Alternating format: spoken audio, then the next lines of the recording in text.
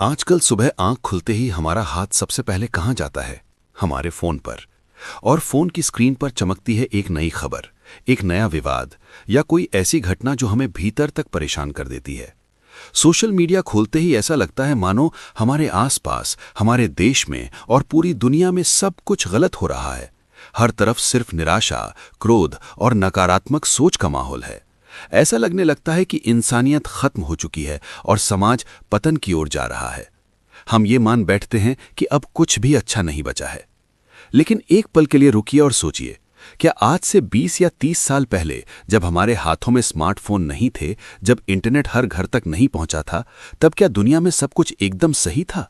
क्या तब अपराध नहीं होते थे? क्या तब दुर्घटनाएं या आपसी झगड़े नहीं होते थे? सच तो यह है कि उस समय भी ये सब होता था और आज से कहीं ज्यादा होता था। हमारे माता पिता और दादा दादी ने शायद आज से कहीं ज्यादा कठिन परिस्थितियां देखी हैं। लेकिन उस समय में और आज के समय में एक बहुत बड़ा अंतर है। वो अंतर है सूचना की गति और उसकी पहुंच का। उस दौर में अगर देश के किसी दूसरे कोने में कुछ अप्रिय होता था तो उसकी खबर हम तक अगले दिन के अखबार या रात के समाचार बुलेटिन में ही पहुंचती थी। हमारे पास उस खबर को समझने और उससे उभरने का समय होता था। हमें मुख्य रूप से अपने मोहल्ले, अपने गांव या अपने शहर की चिंता होती थी। शाम को लोग चौपाल पर या नुक्कड़ पर बैठकर बातें करते थे और उन बातों में हंसी मजाक भी होता था। परंतु आज किसी घटना के घटने के चंद सेकंड के भीतर ही उसकी जानकारी हमें सोशल मीडिया पर मिल जाती है। हम दफ्तर में काम कर रहे हों, परिवार के साथ भोजन कर रहे हों या सोने का प्रयास कर रहे हों, दुनिया भर की नकारात्मकता हर पल हमारे दिमाग में ठूसी जा रही है। हमारा मस्तिष्क इस तरह से नहीं बना है कि वो 24 घंटे दुनिया भर के दुखों और तनाव का बोझ उठा सके। पहले जो चिंताएं स्थानीय थीं, आज वे राष्ट्रीय और अंतर्राष्ट्रीय बन गई हैं और उन सब का बोझ एक आम इंसान अपने दिमाग पर लेकर चल रहा है। जरा गहराई से सोचिए कि ये सब हमारे अवचेतन मन यानी सबकॉन्शियस माइंड के साथ क्या कर रहा है। हमारा अवचेतन मन एक स्पंज की तरह होता है जो हमारे आसपास की हर जानकारी को बिना किसी सवाल के सोख लेता है। वो सही और गलत के बीच का फर्क नहीं जानता। जब हम दिन भर लड़ाई झगड़े, धोखे, राजनीति की तीखी बहस और निराशा से भरे वीडियो देखते हैं तो हमारा दिमाग इसी नकारात्मकता को सच मानकर हमारे अंदर डर और असुरक्षा का बीज बो देता है। यही कारण है कि आज बहुत से लोग बेवजह की घबराहट महसूस करते हैं। बिना किसी ठोस वजह के हम हर छोटी बात पर जरूरत से ज्यादा सोचने लगते हैं। ये ओवर थिंकिंग की बीमारी हमारी रातों की नींद छीन रही है, क्योंकि शांत लेटने पर भी दिमाग में दिन भर देखे गए रील्स और पोस्ट्स का एक अंतहीन चक्र चलता रहता है। इसके साथ ही एक नई बेचैनी ने जन्म लिया है, जिसे हम कुछ छूट जाने का डर या फियर ऑफ मिसिंग आउट कहते हैं। अगर हमने 2 घंटे फोन नहीं देखा तो हमें अजीब सी घबराहट होने लगती है कि कहीं दुनिया में कुछ ऐसा तो नहीं हो गया जो हमें पता नहीं है। सोशल मीडिया की एक और बड़ी समस्या है हमारी एकाग्रता और ध्यान का पूरी तरह से बिखर जाना। आज के युवाओं और बच्चों को देखिए, वे एक पन्ने की किताब या 10 मिनट का कोई जरूरी काम बिना अपना फोन चेक किए पूरा नहीं कर सकते। कुछ ही सेकंड के छोटे छोटे वीडियो ने हमारे दिमाग को इस तरह से प्रोग्राम कर दिया है कि हमें हर पल कुछ नया और तेज चाहिए। जब असल जिंदगी में वो तेज गति और कृत्रिम रोमांच नहीं मिलता तो हमें अपनी सामान्य जिंदगी बहुत उबाऊ और खाली लगने लगती है।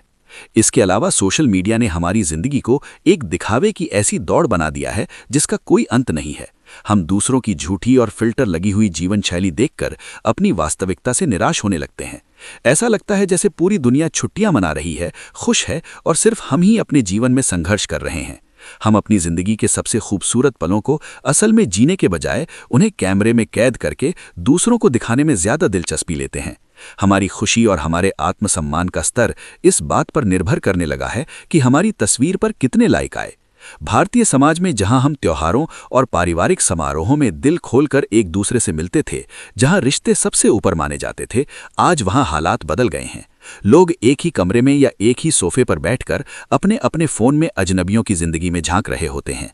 हमारे पास इंटरनेट पर हजारों दोस्त और फॉलोअर्स हैं, लेकिन असल जिंदगी में अगर हम उदास हों या कोई परेशानी आ जाए तो मन की बात साझा करने के लिए एक सच्चा इंसान नहीं मिलता। इस आभासी दुनिया ने हमें पूरी दुनिया से जोड़कर भी भीतर से बिल्कुल अकेला और खोखला कर दिया है। इन सब से बाहर निकलने का अब एक ही रास्ता बचा है और वो है डिजिटल डिटॉक्स। हमें इस स्क्रीन की दुनिया से कुछ समय के लिए पूरी तरह से दूरी बनानी होगी। डिजिटल डिटॉक्स का अर्थ ये नहीं है कि हम तकनीक का उपयोग करना ही छोड़ दें या जंगल में जाकर सन्यासी बन जाएं। इसका सीधा सा मतलब है अपना नियंत्रण वापस पाना। इस फोन को अपना एक साधन ही रहने दें, इसे अपनी जिंदगी का मालिक ना बनने दें। इसकी शुरुआत बहुत ही छोटे और आसान कदमों से की जा सकती है। सबसे पहला और ज़रूरी नियम, सुबह उठने के बाद कम से कम 1 घंटे तक अपने फ़ोन को हाथ ना लगाएं। उस समय को खुद के लिए, अपने परिवार के लिए, योग के लिए या प्रकृति के लिए रखें। सुबह की शुरुआत शांति से करें, न कि दुनिया भर के शोरगुल से। दूसरा कदम, अपने फ़ोन से अनावश्यक सूचनाएं और नोटिफिकेशन तुरंत बंद कर दें। जब आपका मन हो तब आप खुद ऐप खोलकर खबरें देख सकते हैं। फोन को आपको ये बताने की जरूरत नहीं है कि आपको कब क्या देखना है। तीसरा कदम, दिन भर में सोशल मीडिया का उपयोग करने का एक निश्चित समय तय करें, जैसे कि शाम को केवल आधे घंटे के लिए। बाकी पूरा समय अपनी असली जिंदगी, अपने काम और अपने परिवार को दें। जब आप अपनी आंखें इस छोटी सी स्क्रीन से हटाकर अपने आसपास की वास्तविक दुनिया को देखेंगे तो आपको एहसास होगा कि सब कुछ इतना भी बुरा नहीं है। असली भारत आज भी वैसा ही है। लोग आज भी सुबह उठकर कड़ी मेहनत कर रहे हैं, एक दूसरे के सुख दुख में काम आ रहे हैं, त्योहारों में खुशियां मना रहे हैं और सामान्य जीवन जी रहे हैं।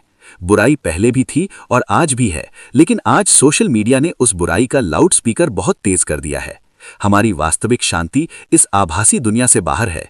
इसीलिए फोन की स्क्रीन को बंद कीजिए, उसे किनारे रखिए, एक गहरी सांस लीजिए और असली दुनिया की सुंदरता को महसूस कीजिए।